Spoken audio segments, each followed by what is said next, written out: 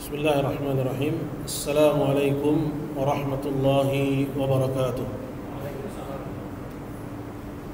Innal hamdalillah nahmaduhu ta'ala wa nasta'inuhu wa nastaghfiruh wa na'udzu billahi min shururi anfusina wa sayyiati a'malina. May yahdihillahu fala mudilla lahu wa may yudlilhu fala hadiya lahu. Asyhadu an la ilaha illallah wahdahu la syarika lah wa asyhadu anna Muhammadan abduhu wa rasuluh. Ya ayyuhalladzina amanu taqullaha haqqa tuqatih wa la tamutunna illa wa antum muslimun. Amma ba'du, fa inna asdaqal hadits kitabullah ta'ala wa khairal hadi hadi Muhammadin sallallahu alaihi wasallam.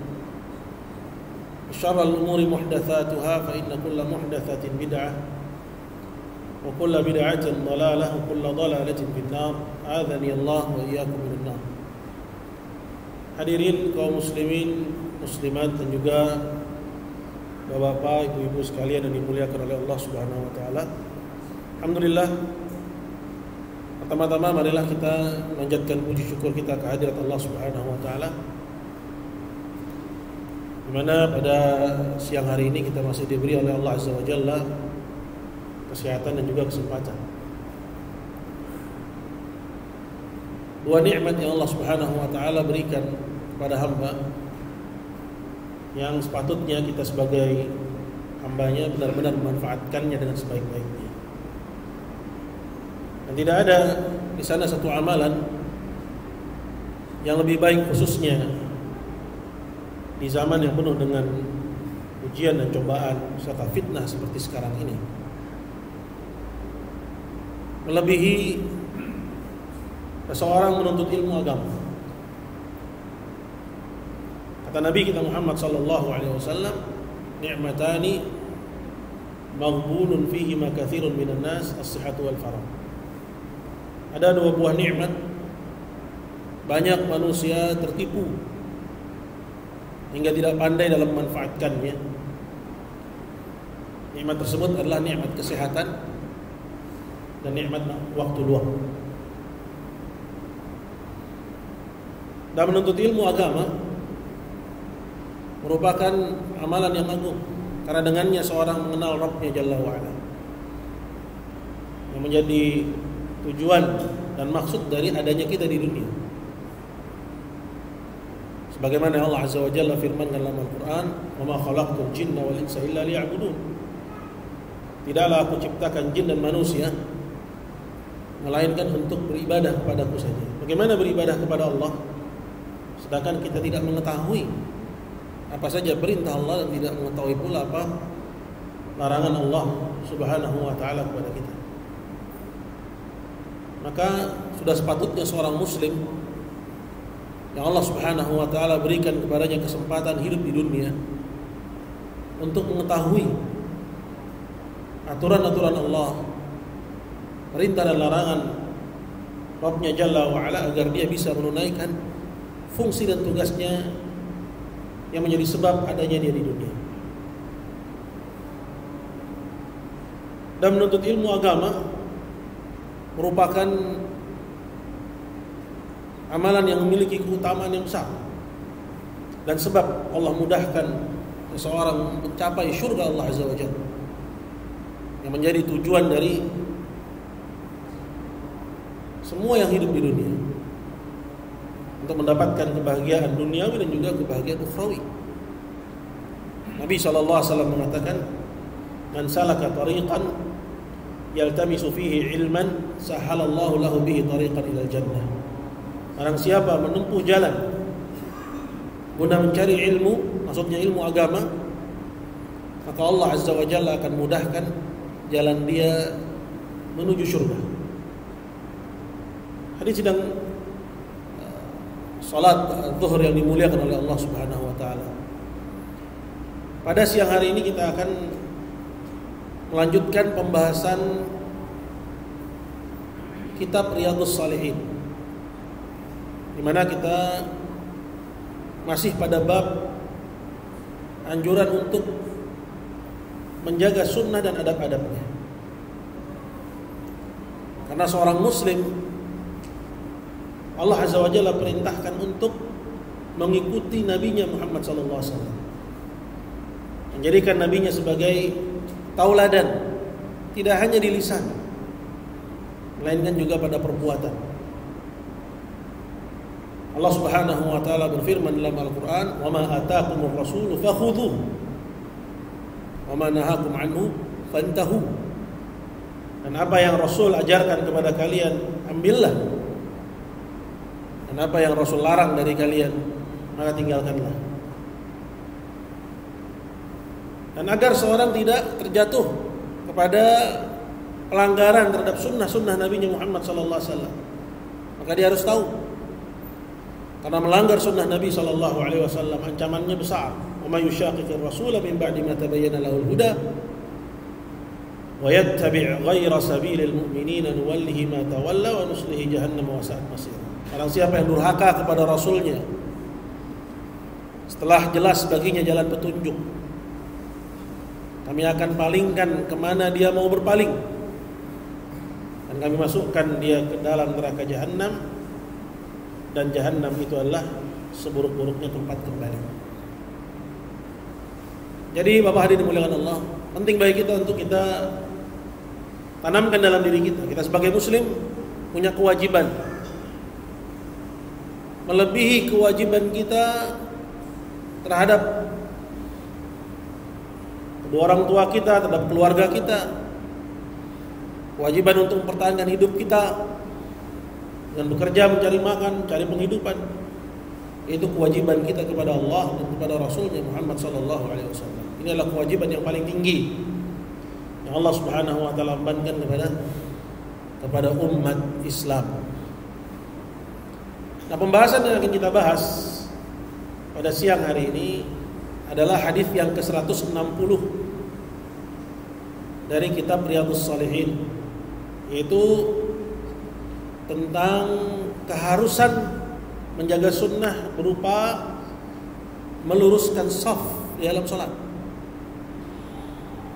Meluruskan shaf dalam salat. Banyak orang menyangka bahwa hal ini adalah perkara yang ringan di matanya. Namun berapa banyak kita dapati bahwa banyak shaf-shaf kaum muslimin yang longgar, shaf-shaf kaum muslimin yang tidak lurus. Bagaimana kaum muslimin bisa mencapai persatuan kesatuan yang menjadi sumber dari kekuatan umat Islam, sedangkan lurusnya shaf mereka tidak mampu. Dan antara dua persoalan ini ada kaitannya, karena Nabi memang mengaitkan. Dalam hadis kata Nabi sallallahu alaihi wasallam, la tusawwunna sufufakum aw la yukhalifanna Allahu baina wujuhikum. Kalian luruskan shaf kalian atau Allah Azza wa Jalla akan jadikan hati-hati kalian tercerai-berai. Mungkin secara logik kita menganggap bahwa hal itu tidak ada hubungannya, tapi yang menciptakan sebab dan akibat, dia menjadikan itu ada hubungannya. Pada hadis yang ke-160 dikatakan oleh Al-Imam An-Nawawi an Abi Abdillah An-Nu'man bin Bashir radhiyallahu anhu. Dari Abu Abdillah An-Nu'man bin Bashir radhiyallahu anhu, qala sami'tu Rasulullah sallallahu alaihi wasallam yaqul. Kata Nu'man, aku mendengar Rasulullah sallallahu alaihi wasallam bersabda, la tusawwunna sufufakum aw la yukhalifanna Allahu baina wujuhikum, muttafaqun alaih. Hadis yang tadi kita baca. Maka pada hadis ini terdapat perintah untuk seorang itu meluruskan shaf. Dan perintah Nabi di sini diberi penekanan. Ada dua penekanan. Yang pertama yang disebut dengan lam taukid, lam yang fungsinya untuk penekanan, kalian benar-benar luruskan shaf kalian. Yang kedua adalah adanya nun niswah musyaddadah. Artinya dua penekanan ini menunjukkan bahwa persoalan ini mungkin kita anggap ringan, tapi di sisi Rasulullah sangatlah penting. Dan ancaman bagi orang-orang yang tidak meluruskan shaf adalah seperti yang dikatakan Nabi sallallahu alaihi wasallam, bahwa wajah-wajah mereka akan Allah azza wa jalla jadikan saling membelakangi. Maksudnya hati-hati mereka akan Allah azza wa jalla jadikan tercerai-berai.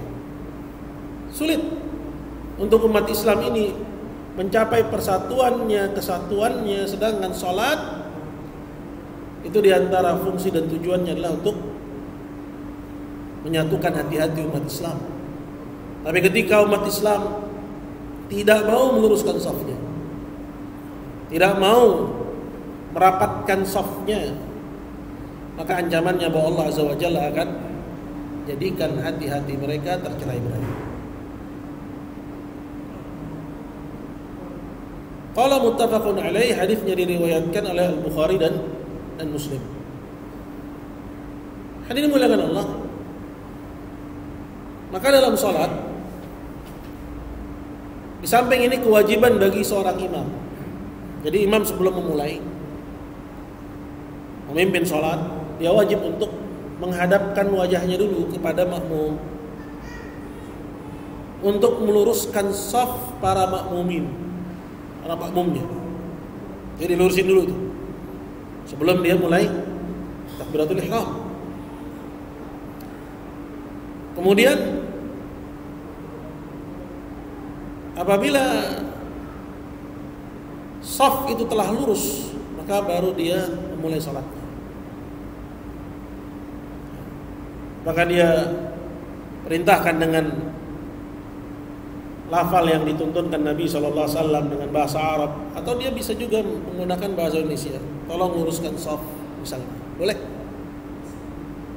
Atau dengan lafal yang lain yang dituntunkan Nabi SAW, sawu sufufakum, luruskan shaf kalian. Maka dia bisa gunakan mana yang dia mau. Dan bahkan Nabi SAW,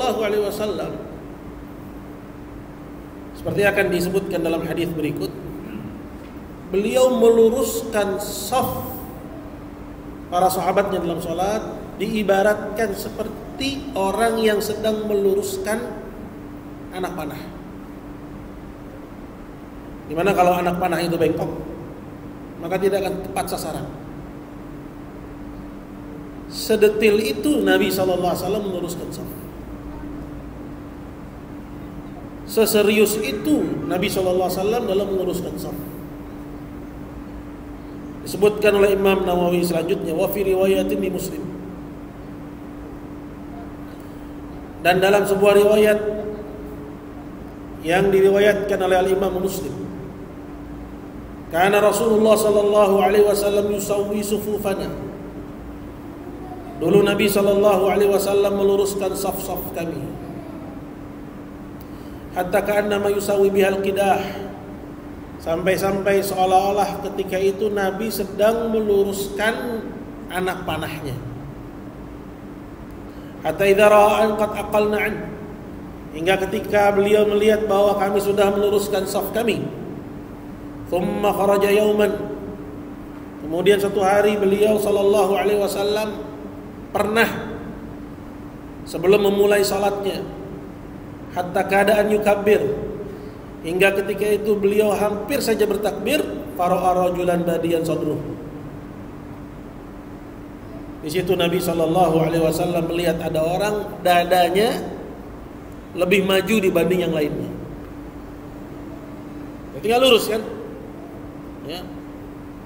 Kakinya udah lurus nih, tapi dadanya belum lurus. Di situ Nabi SAW mengatakan, ibadallah, wahai hamba-hamba Allah, la tusawwunna sufufakum aw la yukhalifannallahu baina wujuhikum. Kalian betul-betullah luruskan saf-saf kalian, atau Allah Azza wa Jalla akan jadikan hati kalian tercerai-berai. Nah, ini Imam Nawawi yang bilang begitu. Di antara faedah hadis ini, tercerai-berainya persatuan kaum muslimin itu disebabkan diantaranya karena mereka safnya dalam sholat itu nggak lurus. Maka dimuliakan Allah, ini diantara sunnah, yaitu ajaran baginda Rasulullah SAW yang banyak ditinggalkan oleh umat Islam. Kalau di dalam masjid aja sunnah Nabi udah ditinggalin, apalagi di luar masjid. Nah, kita ini hidup sekarang ini di zaman di mana orang kurang perhatiannya terhadap agama, kurang semangat dan minatnya dalam belajar agama. Padahal belajar agama itu merupakan sebab kita mengetahui perintah Allah, larangan Allah, dan juga Rasulnya Sallallahu Alaihi Wasallam, yang dengannya kita bisa meraih kesempurnaan al-iman. Tanpa itu tidak mungkin. Adapun orang-orang yang beragama hanya berdasarkan perasaan, ini banyak banget yang begini. Hanya berdasarkan ikut-ikutan, hanya berdasarkan katanya-katanya. Orang-orang yang seperti ini, ya, mereka tidak mendapatkan hakikat dari din, hakikat dari agama itu. Karena kewajiban seorang muslim adalah mempelajari agamanya sehingga dia beribadah kepada Allah Subhanahu wa taala di atas ilmu dan yakin. Di atas ilmu dan keyakinan. Baik dalam perkara keyakinan, dia enggak boleh hanya berdasarkan perasaan, berdasarkan apa yang diajarkan oleh nenek moyangnya. Hanya kata orang tuanya yang dia tidak ketahui kebenarannya, yang dia tidak pernah cek dan recheck lagi. Kenapa? Karena kurangnya perhatian dia terhadap din. Atau dalam perkara ibadah, nggak bisa dia hanya ikut-ikutan. Dia harus cek recheck lagi. Dan alhamdulillah di zaman sekarang ini untuk menempuh hal itu dimudahkan oleh Allah SWT. Sebenarnya sarananya jauh lebih mudah dibandingkan dengan masa-masa yang lampau. Cuman semangatnya jauh menurun dibandingkan dengan orang-orang dulu. Maka sebenarnya kemudahan teknologi yang ada sekarang ini itu cobaan Allah buat kita. Ini kalimat yang perlu digarisbawahi kepada Allah. Ini cobaan Allah buat kita yang kelak Allah akan tanya. Yang kelak Allah Azza wa Jalla akan tanya. Betapa Allah sudah mudahkan kepada kita sarana untuk mencari ilmu, namun enggak ada dari kita yang hatinya tergerak untuk belajar. Sallallahu alaihi wasallam. Maka ini dimuliakan Allah, kembali kepada persoalan. Di antara sunnah Nabi kita meluruskan shaf. Ini kewajiban imam, kewajiban makmumin, para makmum. Nah sekarang persoalannya, kemana dia harus meluruskan shaf? Mana sumbunya? Misalnya dia masuk ke dalam satu shaf, ya. Sebelah mana dia harus melengkapi terlebih dahulu? Apakah sebelah kanannya ataukah sebelah kirinya? Kadang kita dapat di satu shaf itu penuh ke kiri, kosong di kanan, atau penuh di kanan, kosong di kiri. Maka sumbunya itu yang di belakang imam. Dia sumbunya. Maka dia yang dijadikan ukuran untuk kita meluruskan sesuai di mana posisi dia. Jadi yang kanan mengikuti yang paling tengah, yang kiri juga mengikuti yang paling tengah, meluruskan. Sehingga antara tumit yang satu dengan tumit yang lainnya itu sejajar. Apakah perlu mulasaqah? Apakah perlu nempel? Ini pembahasan fikih. Sebagian mengatakan bahwa makna meluruskan shaf artinya adalah mulasaqah, harus nempel. Sebagiannya lagi tidak. Namun kalau kita melihat kepada sabda Nabi SAW, wala tada' furujatin lisyaitan. Jangan kalian tinggalkan celah untuk setan. Artinya seorang itu harus rapat. Minimal bahunya dia harus rapatkan. Ya. Adapun kaki, ya, kalau tidak bertautan itu nggak apa-apa, asal bahunya bertautan. Tapi kalau bertautan tapi posisi kakinya juga tidak bagus, seperti misalnya jadi ngangkang, ya. Karena dia pengen tempelin sama yang kanan, dia juga pengen tempelin sama yang kiri, ya. Sedangkan yang di sebelah kanannya menjauh ditempelin, ya. Ini terjadi di sebagian tempat. Sebenarnya nggak perlu dikejar gitu. Ini ya untuk diketahui. Jadi misalnya kita pengen ngerapatkan soft kemana nih? Kita ada posisi kanan, kita ngerapatin softnya ke kiri. Yang kanannya menjauh ya biarin aja. Kalau Anda kejar yang kiri, kejar juga yang kanan, akhirnya Anda ngangkang. Dan itu posisi yang tidak bagus. Ya. Karena kalaupun kakinya itu menempel, namun bahunya nggak mungkin nempel. Jadi yang menjadi ukuran itu bertautannya bahu dengan bahu. Dan dia kejar ya kepada orang yang berdiri di belakang imam. Jadi kalau posisi dia di sebelah kiri, maka dia kejar ke kanan. Dia merapatkan ke arah kanan. Posisinya di kanan, dia merapatkan ke arah kiri. Ya, dan tautkan bahu dengan bahu, sehingga dia tidak sisakan sedikit pun celah untuk setan. Ya. Tapi di sana ada orang liberal yang bilang ya bagus dong katanya kalau ada setan sholat. Nah, ini kan namanya konyol. Ya, ini namanya ngeledek, menghina hadis Nabi SAW. Nabi SAW mengatakan, "Wala tada' furujatin lisyaitan." Jangan biarkan ya ada celah untuk syaitan, karena syaitan tentu kalau dia ada di situ tugasnya bukan untuk sholat, mengganggu orang yang sholat. Ya. Jadi ada yang dimuliakan Allah Subhanahu Wa Taala, ya ke situ dia harus meluruskan safnya.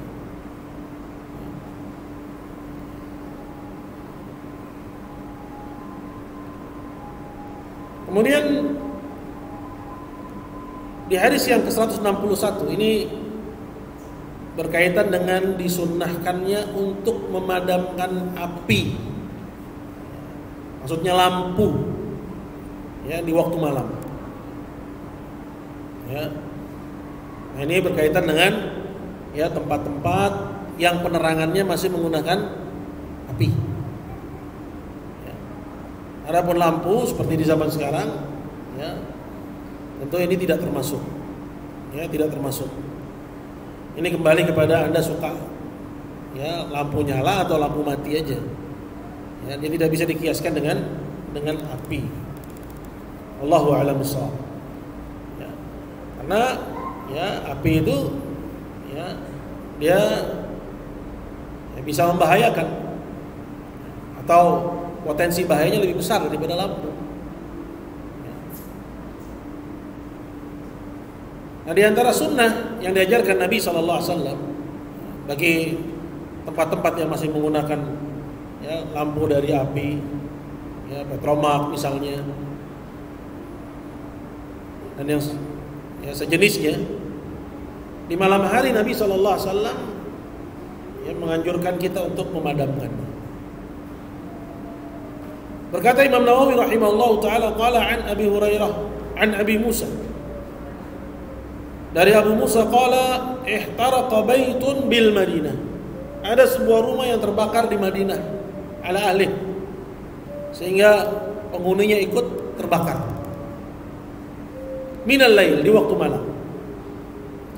Falamma hudditha Rasulullah sallallahu alaihi wasallam bi sya'nihim, maka ketika Nabi sallallahu alaihi wasallam dikasih tahu tentang kejadian tersebut, qala, di situ Nabi berkata, inna hadhihi an-nar aduwwun lakum, sesungguhnya api ini musuh bagi kalian. Fa idza nimtum, maka kalau kalian tidur, fa'atfi'uha ankum, maka matikan.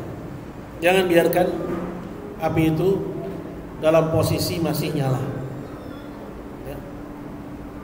Nah, di sebagian tempat ya, juga ada yang menggunakan api tapi bukan untuk penerangan. Misalnya dia gunakan api untuk ya, untuk dupa, ya, sebagai pewangi ruangan, ya, menggunakan api, menggunakan bara, ini matikan.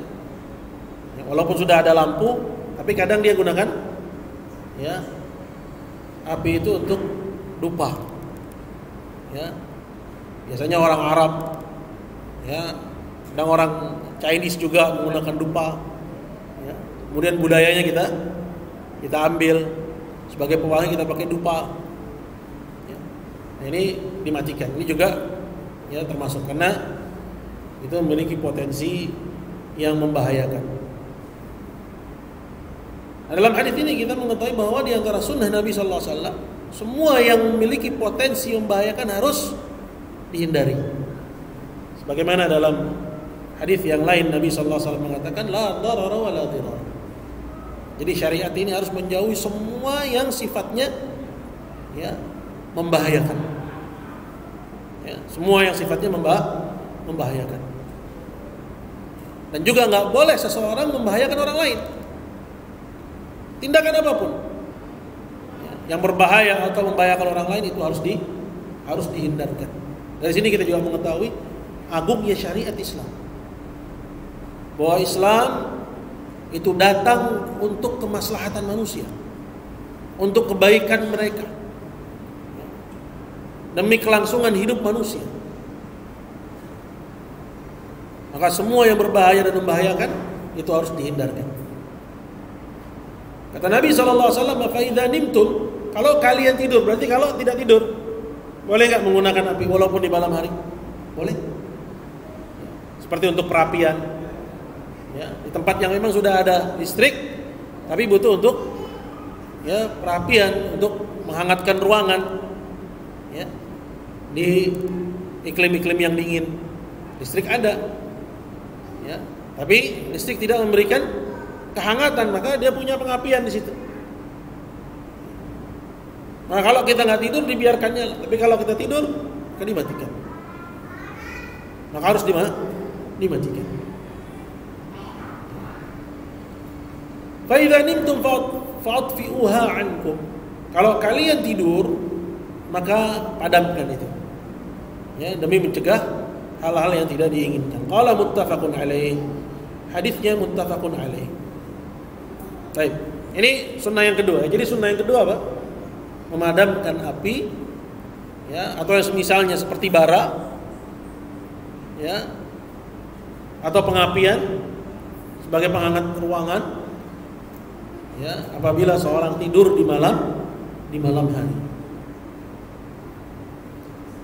Yang ketiga,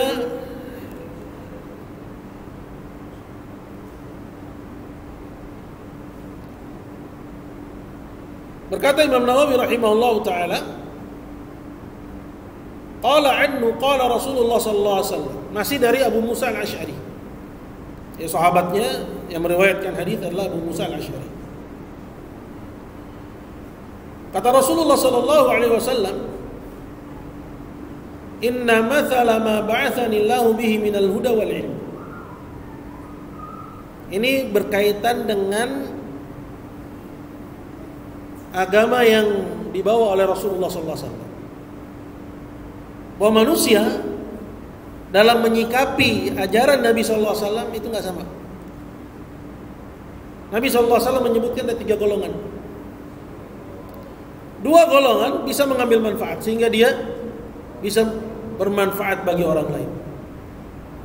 Dan 1 golongan ya tidak bisa mengambil manfaat dari ajaran yang dibawa oleh Rasulullah SAW. Kita jangan jadi golongan yang ketiga itu.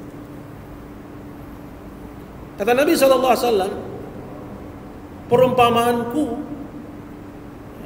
perumpamaan ajaran yang Allah Azza wa Jalla perintahkan untuk aku bawa, berupa petunjuk dan ilmu.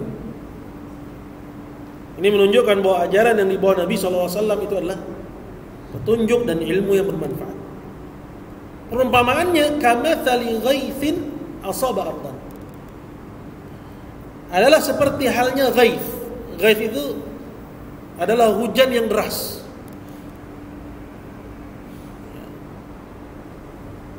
Yang menjatuh ke bumi, fakanat minna ta'ifatun thayyibah. Nah, hujan ketika turun ke bumi ini dia jatuh ke tanah yang berbeda-beda, kata Nabi sallallahu alaihi wasallam. Ada tanah yang bagus, qabilatil ma, dia bisa menyerap air. Fa'anbatatil kala, sehingga menumbuhkan tumbuhan-tumbuhan, rumputan-rumputan. Wal ushbal kathir, menumbuhkan tumbuhan dan rumputan yang banyak. Ini yang pertama. Wa kana minna ajadib, namun di antara sifat tanah itu ada juga yang disebut dengan ajadib. Apa itu ajadib? Dia cuma bisa nampung. Hujan turun, airnya nggak nyerap ke bawah, tapi menggenang. Amsakatil ma, fanafa Allahu bihan nas. Tapi Allah jadikan orang-orang bisa ngambil manfaat juga dari air tersebut. Fasharibu minha wasaqaw wa zara'u. Ada yang ngambil air itu untuk minum, ada yang ngambil air itu untuk mengairi tanaman-tanaman, dan ada juga yang memanfaatkannya untuk perkebunan. Itu dua contoh ini adalah contoh bagi orang yang menerima petunjuk Nabi SAW sehingga dia bermanfaat. Yang ketiga kata Nabi SAW, wa asaba ta'ifatan minna ukhra. Kemudian ada juga air hujan yang turun ke tanah, innama hiya qi'an. Tanahnya disebut qi'an. Apa itu qi'an? La tumsiku ma'an wa la tumbitu kalaan. Dia enggak menampung air, artinya nyerap ke tanah, tapi enggak juga menumbuhkan tumbuh-tumbuhan, sehingga pemanfaatnya enggak ada. Kata Nabi SAW, fadzalika mathalu man faqaha fi dinillah. Dua perumpamaan yang pertama tadi itu adalah perumpamaan orang yang paham akan agama Allah. Wa nafa'ahu bima ba'atsanillahu bihi fa'alima wa 'allam. Dan Allah jadikan ajaran yang aku bawa itu bermanfaat buat dia, sehingga dia belajar dan mengajarkannya kepada orang lain. Wa mathalu man lam yarfa' bidzalika ra'san. Sedangkan perumpamaan yang ketiga adalah perumpamaan orang yang enggak peduli dengan ajaran yang aku bawa. Walam yaqbal hudallahi alladzi ursiltu bih, dan enggak mau menerima petunjuk yang aku diutus karenanya. Hadisnya muttafaqun alaih. Hadirin muliaan Allah Subhanahu wa taala. Hadis ini memberi informasi kepada kita bahwa hendaknya kita tidak menjadi golongan yang ketiga, melainkan menjadi apakah golongan yang pertama, sehingga dia bisa bermanfaat untuk dirinya sendiri dan juga bermanfaat untuk orang lain, atau orang-orang mengambil ilmu darinya. Orang-orang mengambil ilmu darinya. Nah, ini contoh orang-orang yang memberikan perhatian terhadap agama Allah. Adapun golongan yang ketiga adalah golongan orang yang enggak perhatian. Nah, ini bahaya. Kenapa? Karena enggak peduli sama agama Allah Azza wa Jalla. Enggak mau tahu. Masa bodoh. Dan enggak ada keinginan untuk tahu, sehingga enggak mau belajar. Kata Allah Subhanahu wa taala, walladzina kafaru amma unziru mu'ridun. Dan orang-orang kafir terhadap peringatan yang diberikan kepada mereka berpaling. Nah, kita jangan jadi yang seperti ini, sehingga siang malam kesibukan kita hanya memikirkan urusan perut dan yang di bawah perut doang. Hanya memikirkan pekerjaan, bisnis, dan keluarga aja. Gak ada sedikit pun rasa keingin tahuan kita tentang apa yang Allah firmankan, sehingga kita gak baca Al-Quran, gak ingin mengetahui apa artinya, gak mau duduk di majelis ta'lim, sehingga gak mau mengetahui sedikit pun dari agama Allah Subhanahu wa ta'ala. Kalaupun dia tahu, dia tidak menjadikannya sebagai pedoman. Apa sunnah yang bisa kita petik dalam hadis yang agung ini? Yaitu sunnah untuk kita mengambil petunjuk yang dibawa oleh Rasulullah SAW. Gimana caranya sekarang? Ya belajar. Ya, seorang muslim wajib untuk belajar agama Allah Azza wa Jalla. Dan bahkan hanya dia memberikan perhatian yang besar terhadap agama Allah, lebih daripada perkara yang lain. Karena kebutuhan kita terhadap ilmu, ya, itu lebih besar daripada kebutuhan kita terhadap makan dan minum. Makan minum itu paling sehari 3 kali, paling sedikitnya. Tapi kebutuhan kita kepada ilmu itu setiap saat.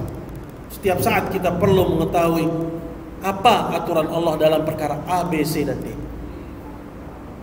Bangun tidur ada ilmunya, ya. Keluar rumah ada ilmunya. Bahkan bertengkar, ya, dengan suami, dengan istri, ya, mendidik anak, semuanya ada ilmunya. Mencari nafkah ada ilmunya. Berbisnis ada ilmunya, berhutang ada ilmunya, bayar hutang ada ilmunya. Maka ini dimuliakan Allah Subhanahu wa taala. Jadi kalau kita mau selamat, maka sunnah yang wajib juga untuk kita jaga adalah kita harus menuntut ilmu agama. Jangan kita ini menjadi orang-orang yang agama Allah Azza wa Jalla disampaikan di tengah-tengah kita siang dan malam, namun tidak bertambah sedikit pun ilmu dan ketakwaan kita kepada Allah Subhanahu wa taala. Sekarang dengan kemajuan teknologi, alhamdulillah,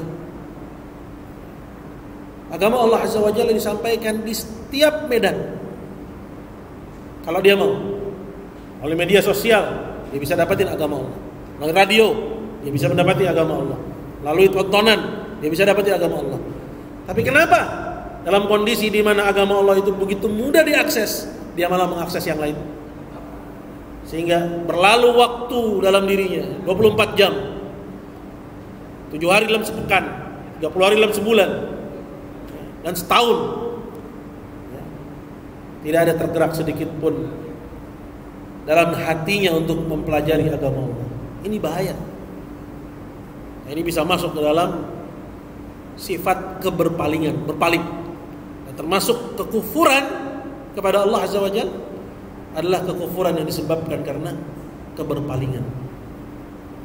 Yang ayatnya tadi sudah saya kutip. Walladzina kafaru amma unziru mu'ridun. Dan orang-orang kafir atas peringatan yang diberikan kepada mereka, mereka berpaling.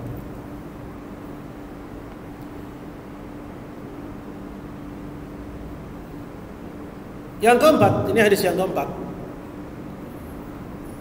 di siang hari ini. Berkata Imam Nawawi rahimahullahu taala, an Jabir radhiyallahu anhu, dari Jabir bin Abdullah. Qala Rasulullah sallallahu alaihi wasallam, Rasulullah sallallahu alaihi wasallam bersabda, "Mathali wa mathalukum." Perumpamanku dibandingkan dengan kalian. Ini banyak sekali Nabi sallallahu alaihi wasallam membuat perumpamaan-perumpamaan. Kenapa? Agar kita ini, ya, yang kurang perhatian terhadap agama itu mudah mencerna. Jadi sedemikian, ya, bersungguh-sungguhnya Nabi SAW dalam menyampaikan amanah agama ini kepada kita, agar kita paham. Maka dibuatlah perumpamaan-perumpamaan agar kita bisa lebih mudah memahami. Perumpamaanku dengan kalian, kata Nabi, kamathali rajulin auqada nara, seperti seorang lelaki yang menyalakan api di malam hari.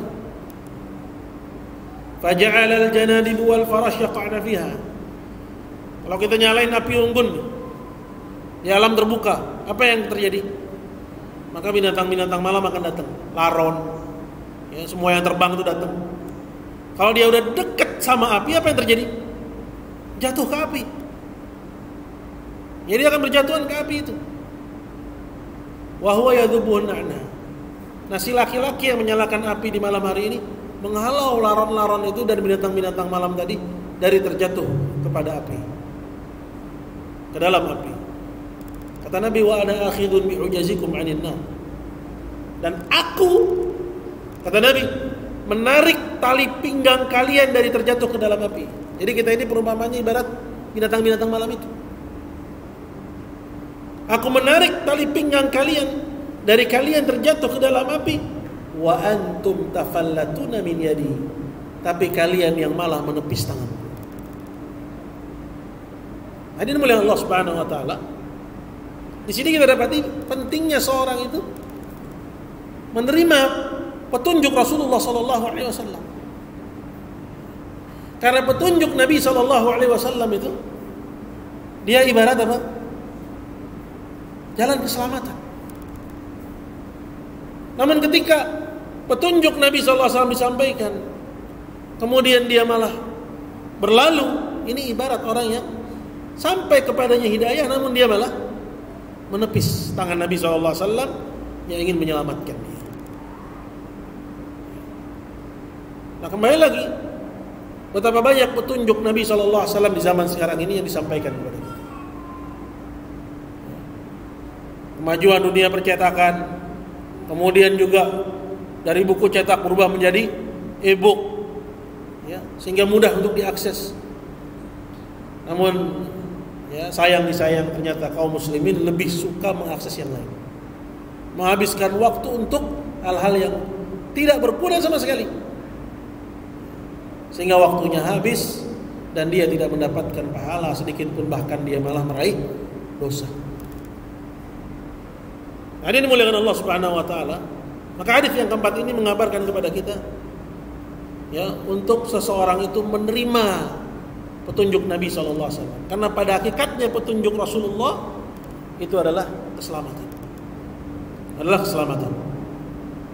Jangan kita menjadi seperti orang yang Nabi sallallahu alaihi wasallam udah mau menyelamatin kita, namun kita malah menepis tangannya Rasulullah sallallahu alaihi wasallam.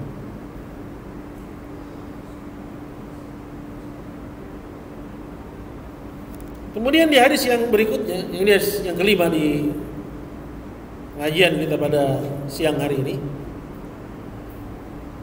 masih dari Jabir bin Abdullah radhiyallahu taala anhu. Anna Rasulullah sallallahu alaihi wasallam amara bil aqil asabi was sahfah. Nabi sallallahu alaihi wasallam memerintahkan untuk menjilat jari jemari dan piring atau nampan kalau kita makan. Wa qala innakum la tadruna fi ayyiha al-barakah. Dan Nabi bilang kalian enggak tahu di mana ada keberkahannya. Qala rawahu Muslim, hadisnya diriwayatkan oleh Imam Muslim. Nah, kalau kita ya dudukkan sunnah Nabi yang satu ini, banyak orang-orang mengingkari. Ya. Malah dituduh seperti orang kelaparan. Ya. Padahal sunnah Nabi sallallahu alaihi wasallam untuk tidak menyisakan sedikit pun makanan, ya. Tapi lihat kebiasaan orang sekarang, kebalikannya justru, ya. Nabi SAW memerintahkan untuk tidak menyisakan sedikit pun makanan, mereka malah menganggap, ya, yang sopan, ya, menyisakan makanan. Kalau ambil makanan, khususnya di resepsi pernikahan atau acara-acara, itu makanan terbuang begitu aja, sia-sia. Dan ini jelas bertentangan dengan sunnah Nabi SAW. Dia udah ambilnya pun juga di luar kebutuhannya. Udah gitu pasti dia sisain. Bukan karena dia nggak mau, tapi kalau habis dia malu. Betul nggak? Nah, itu yang terjadi. Maka seorang muslim jangan malu terhadap sunnah Nabi SAW. Kita makan habisin, ya, jangan disisain. Walau satu butir. Ya, orang tua kita dulu bilang, jangan ada sebutir pun nasi yang nggak kita makan, nanti nasinya nangis. Itu benar, ya. Maksudnya ucapan itu hanya ibarat, hanya ungkapan untuk kita jangan menyia-nyiakan rezeki dari Allah Subhanahu Wa Taala. Adapun dalam hadis ini kata Nabi Sallallahu Alaihi Wasallam, "Fa innakum la tadruna fi ayyiha barakah." Kalian nggak tahu di nasi yang mana, di lauk yang mana, yang di situ ada keberkahannya dari Allah Subhanahu Wa Taala. Dan keberkahan itu adalah thubutul khairil ilahi fi syai'. Adanya kebaikan ilahi pada sesuatu. Bisa jadi karena kita ngikutin sunnah Nabi SAW, Allah beri kepadamu keberkahan dalam umurmu, dalam pekerjaanmu, dalam aktivitasmu. Apa itu keberkahannya? Gak ada yang sia-sia. Ya, aktivitas sedikit namun manfaatnya besar. Ya, waktu yang kita pergunakan sedikit namun nilai yang kita dapatkan ya maksimal. Itu keberkahan. Ya, nggak ada yang sia-sia. Ya. Nah, jadi jangan seorang muslim itu malu. Ya. Maka misalnya di tangan kita ini, ya masih ada ya, sisa rendang. Ya, kalau makan rendang misalnya, apa kita malu untuk jilatin? Jangan buru-buru dilelap sama tisu, buru-buru dilelap dicuci tangannya. Ya. Walaupun posisi Anda setinggi apapun, jangan malu melakukan sunnah Nabi SAW, karena sunnah itu manqabah. Sunnah Nabi itu kemuliaan. Itu kemuliaan. Ya. Biarin orang-orang yang nggak tahu mengejek. Ya, ya. Wajar mereka ya menatap dengan ya pandangan sebelah mata. Ya. Tapi kita yang tahu cukup memberi mereka uzur ya. Mereka kan nggak tahu. Mereka kan nggak tahu. Apalagi di zaman era keterbukaan seperti sekarang ini, semua orang bebas. Yang maksiat aja nggak malu maksiat. Masa Anda malu lah mengerjakan sunnah Rasulullah SAW? Nah itu. Nah, jangan malu dalam mengerjakan sunnah Nabi SAW. Wa fi riwayatin lahu, dan juga dalam riwayat Muslim dikatakan, idza waqa'at luqmatu ahadikum, kalau ada makanan kalian yang jatuh, falyakhudha, ambil. Ya, jadi kalau kita kan enggak gitu. Ya. Jatuh ya udah, bahkan jatuh di meja aja, bukan jatuh di bawah, udah enggak mau dimakan. Terus kalau diambil, orang akan bilang, "Ih, jorok." Anda jangan khawatir. Ya. Selama Anda mengikuti sunnah Nabi SAW, nggak ada yang mudarat. Ya. Falyumit maka Nabi min adza. Kalau emang jatuh kena kotor, singkirin aja yang kotornya. Ya. Wal yakulha, kemudian udah dibersihin, kan udah hilang itu kotornya. Maka makan, jangan disia-siakan.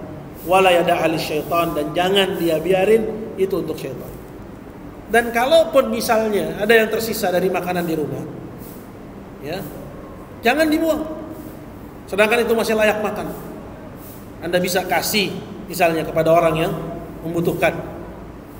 Atau Anda kasih makan hewan piaraan.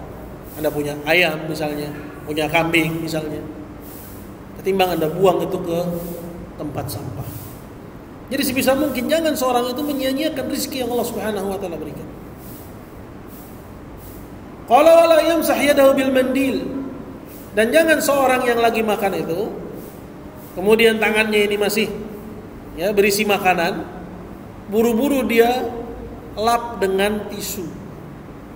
Ya, atau buru-buru dia lap dengan kain. Hatta yal'aqa asabi'ahu. Jangan buru-buru dia lap sampai dia jilatin tangannya. Fa innahu la yadri fi ayyi ta'amil barakah, karena dia tidak tahu di bagian mana dari makanannya itu yang terdapat padanya keberkahan. Nah, ini hadis yang kelima. Ini mengajarkan kepada kita satu sunnah yang sebenarnya ini sunnah milik kita umat Islam. Ya, bukan milik salah satu golongan. Ya. Melainkan milik kita semua umat Islam. Siapa aja yang mengaku muslim, nabinya Muhammad, dia dianjurkan untuk mengikuti sunnah nabinya Muhammad sallallahu alaihi wasallam. Ya, dan banyak lagi sunnah-sunnah Nabi sallallahu alaihi wasallam. Ya, yang tentunya insyaallah kita akan ya ambil ya bersama dengan ya rutinitas belajarnya kita. Ya, kita akan banyak lagi mengetahui sunnah-sunnah Rasulullah untuk kita amalkan dalam keseharian kita. Wallahu taala a'la wa a'lam. Baik, jika ada pertanyaan saya persilahkan. Ya. Ya. Saya di kanan, ini saya mengangkat ke kiri. Kalau orang yang di kanan tidak mendekat, bisa kita biarkan. Biarkan. Sekarang kalau yang orang kiri kita juga ikut menjauh, apakah ada dalam sekali kita amalkan? Ya, poros kita di belakang imam. Kalau dia sampai di belakang imam cukup. Artinya Ya, merapat. Karena ada terkadang di tempat tertentu yang di kiri kita pun Menjauh. kita menjauh gitu. Yang penting poros kita di imam. Kalau kita udah sampai posisi di belakang imam, yang di kiri kita terus menjauh, biarin aja karena kita udah ada di sumbunya. Allahu a'lam. Ada lagi?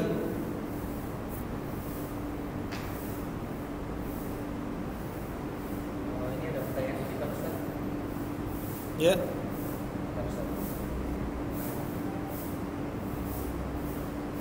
Ini pertanyaan dari Ustaz. Ya. Ustaz, bagi saya seorang ibu yang memiliki banyak anak kecil, terkadang susah mencari waktu untuk melaksanakan ibadah-ibadah sunnah di rumah. Susah mencari waktu? Untuk melaksanakan ibadah-ibadah sunnah di rumah seperti baca Quran, sholat zuhur dan lain-lainnya. Ya. Meskipun di sisi lain karena saya tahu Allah tidak akan membebani saya dengan ibadah-ibadah sunnah tersebut. Artinya jika saya tidak mampu melakukannya, saya pun tidak berdosa. Namun kadang-kadang ada perasaan bersalah ketika tidak mampu mengerjakan sunnah tersebut. Mohon nasihatnya Ustaz. Iya, maksudnya ini ibu rumah tangga ya? Iya. Ya. Sunnah-sunnah seperti misalnya baca Quran, sholat duha, atau amalan sunnah lainnya. Kalau dia nggak mampu, seorang tidak dibebani kecuali dengan yang wajib. Kemudian ada tanggung jawab lain bagi seorang ibu rumah tangga di rumah, yaitu ya kewajiban dia sebagai istri dari suaminya, ya, ibu bagi anak-anaknya. Seperti misalnya ya kewajiban dia di rumah ya bersih-bersih misalnya, kewajiban dia untuk ya merawat anaknya, ya, mendidik anaknya, menjaga mereka, menjaga harta suaminya. Itu pun juga berpahala. Ya, jadi jangan seorang ibu rumah tangga itu merasa berkecil hati saat dia nggak bisa menambah ibadahnya yang wajib dengan ibadah-ibadah sunnah seperti halnya sholat duha dan yang semisalnya.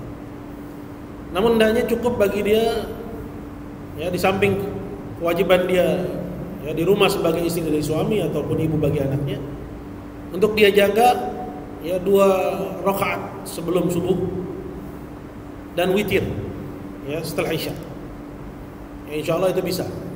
Ya, karena khususnya di waktu-waktu tersebut ya belum banyak aktivitas.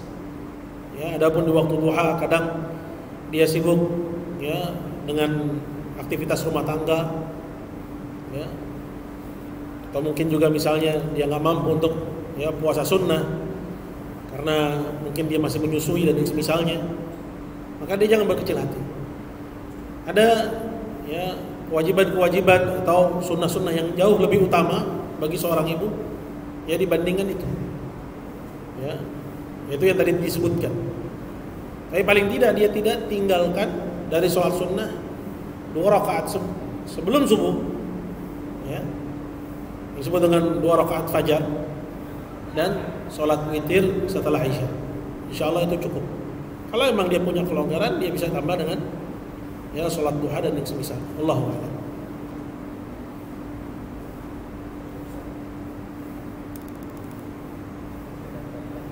Ya, cukup. Nggak ada pertanyaan lagi. Kawan-kawan yang streaming juga sebenarnya bisa ya menyampaikan pertanyaan ya melalui ya chat room. Ya, mungkin saat ini belum ada pertanyaan, insyaallah